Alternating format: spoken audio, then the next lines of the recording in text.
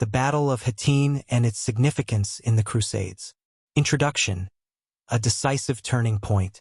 The Battle of Hattin, fought on July 4, 1187, is widely regarded as one of the most significant turning points in the history of the Crusades. It marked the collapse of the Crusader Kingdom of Jerusalem and the beginning of the end for Christian dominance in the Holy Land. The battle resulted in a decisive victory for the Muslim forces led by the Kurdish general Saladin, and it had far-reaching consequences not only for the Crusader states but for Christian-Muslim relations for centuries to come. Chapter 1. The Prelude to the Battle of Hattin. The political and military context. By the 1180s, the Crusader Kingdom of Jerusalem was in a weakened state. The Crusader states, particularly Jerusalem, were facing constant threats from the rising power of the Muslim forces under Saladin, who had successfully united many of the Muslim territories in the region. Saladin's rise to power. Saladin, the Sultan of Egypt and Syria, became the unifying force for the Muslim world.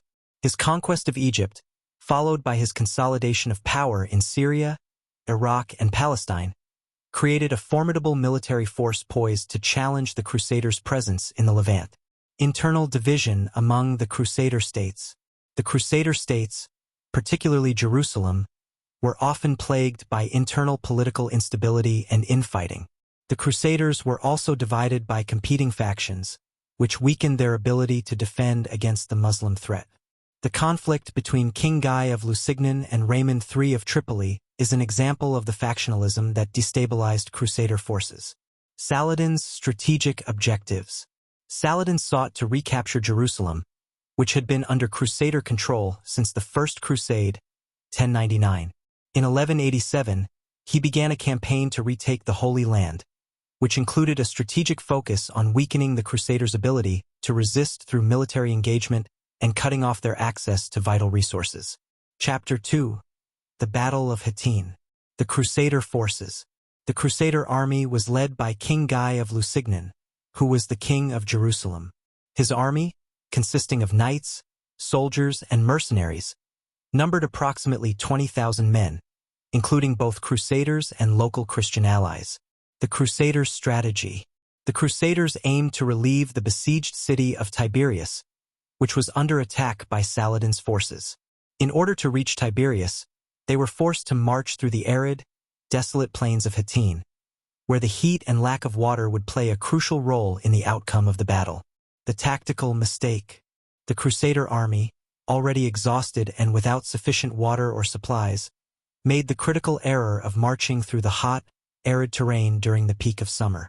Saladin had anticipated this move and strategically positioned his forces to take advantage of the Crusaders' vulnerable position. Saladin's forces. Saladin's army, numbering around 30,000 to 40,000 men, was composed of a mix of cavalry, infantry, and archers. The strength of Saladin's army lay in its highly mobile and coordinated tactics, which included mounted archers and elite cavalry units that could quickly surround and outmaneuver the Crusaders. Saladin's strategic approach. Saladin employed a well-coordinated siege strategy, utilizing his superior knowledge of the terrain to his advantage. He also maintained a psychological edge over the Crusaders, employing tactics such as harassing their supply lines and using his forces to encircle the Crusaders at Hattin. The heat, lack of water, and constant harassment by Saladin's troops severely weakened the Crusader forces before the battle even began. Chapter 3. The battle itself. The final engagement. On July 4, 1187, Saladin's forces launched a full-scale attack on the Crusaders. The Crusaders, exhausted from their march, had little ability to resist the coordinated assault. Saladin's forces attacked from multiple directions, cutting off the Crusaders' retreat and forcing them into a defensive position near the hill of Hattin. The role of the knights. The Crusader knights, known for their heavy armor and combat skills, were at the forefront of the battle, but their heavy armor proved to be a disadvantage in the sweltering heat and harsh terrain. They were unable to move quickly or maneuver effectively, and their horses were soon exhausted. The lack of water and the constant bombardment by Saladin's archers and cavalry made the Crusaders' position untenable. The destruction of the Crusader army. Saladin's forces encircled the Crusader army, capturing key leaders, including King Guy of Lusignan. The Crusaders were overwhelmed, and many of the knights were killed in the fighting.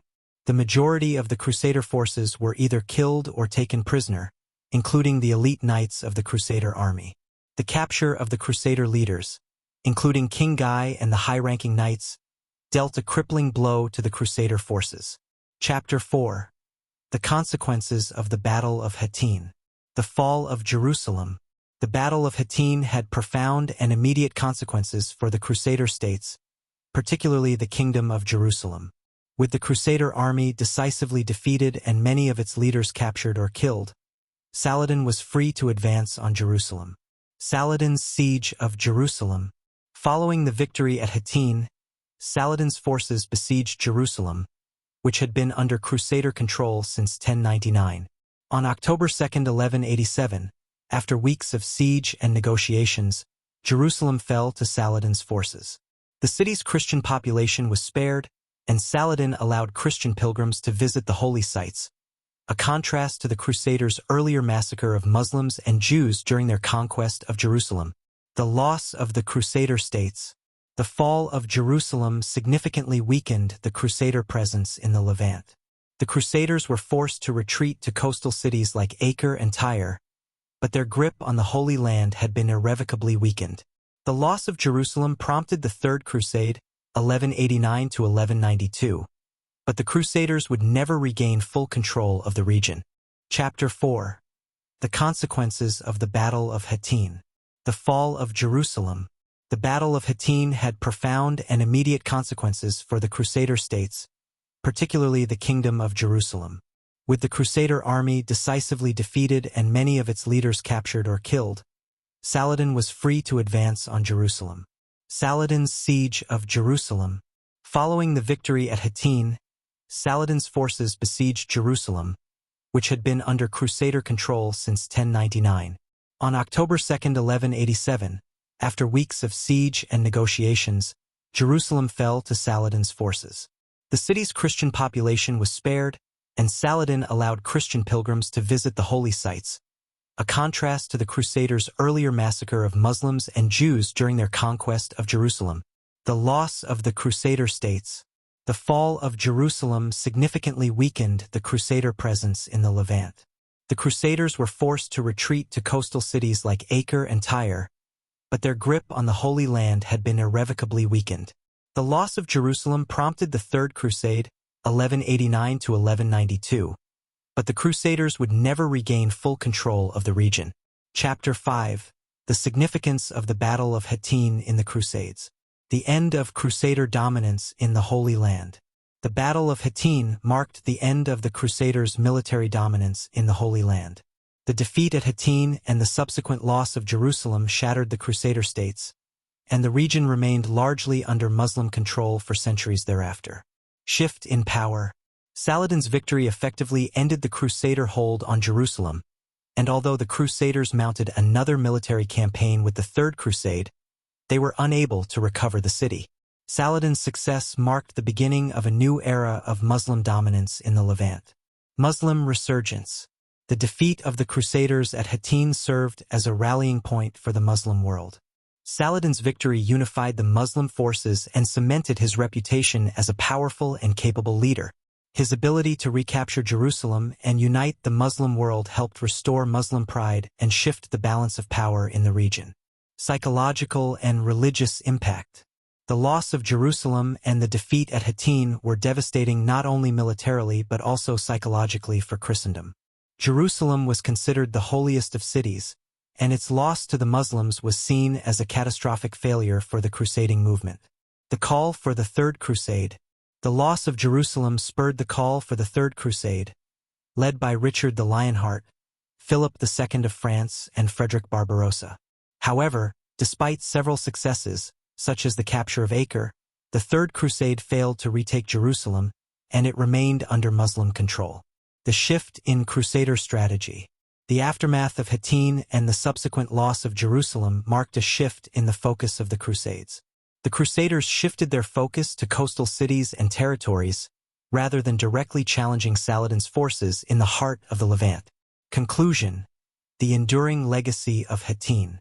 The Battle of Hattin was a decisive and transformative moment in the history of the Crusades. Saladin's victory fundamentally altered the course of the Crusades, leading to the decline of Crusader power in the Holy Land. The battle demonstrated the importance of military strategy, terrain, and logistics, and it marked a turning point in the Crusaders' campaign to reclaim Jerusalem. Despite subsequent Crusades and military efforts, the fall of Jerusalem in 1187 and the defeat at Hattin underscored the fragility of the Crusader states and the resilience of Saladin's forces. The events of Hattin continue to be remembered as one of the most significant moments in the broader narrative of the Crusades.